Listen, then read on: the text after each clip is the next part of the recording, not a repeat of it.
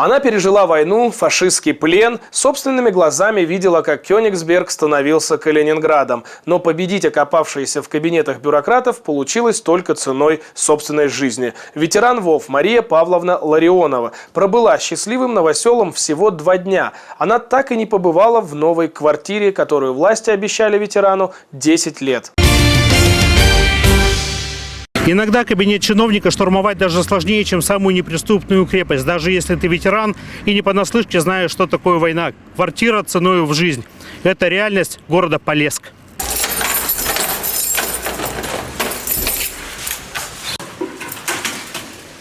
Здесь у нас свет включается. Ровно 2 дня ветеран войны Мария Ларионова была хозяйкой новенькой однокомнатной квартиры на окраине Полесска. Бабушка умерла, так и не въехав в долгожданное жилье. Квартиру ей выдали благодаря волонтерам и блогерам. Пришлось повоевать с местными чиновниками и показать эту историю по телевидению, чтобы они приняли меры. Дом, в котором они с сыном жили все эти годы, и жильем-то назвать сложно. 20 квадратов, маленькая комнатушка, где ютилось 2 пожилых человека. Потолок обвалился, дом 30-х годов. От администрации тогда дождались только небольшого косметического ремонта. Вот матери сделали там в комнатушке все удобства. И туалет, и душ, и все. А здесь не обязательно сделать. В новой квартире сын Анатолий успел поставить кровать для мамы и мечтал перевести ее сюда в ближайшие дни. Он вспоминает, мама была певуньей, любила музыку, рисовала. Единственное, что попросила у волонтеров, найти ей музыкальный центр, чтобы слушать любимую Русланову.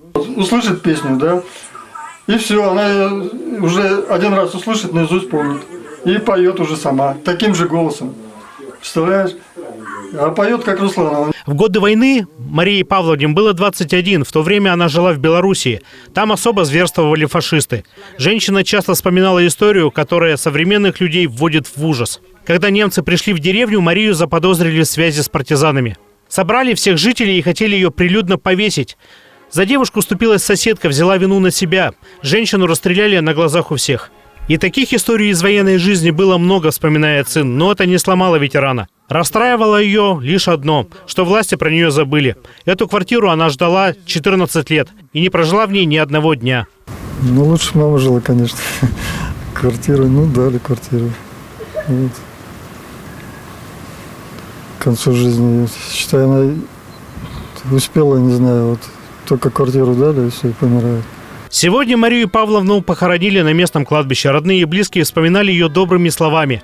Много говорили о войне, о ее нелегкой жизни.